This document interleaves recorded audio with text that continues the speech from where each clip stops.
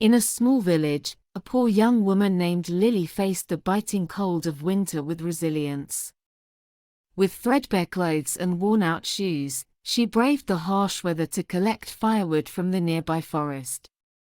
The icy winds stung her cheeks as she gathered every piece to keep her tiny home warm.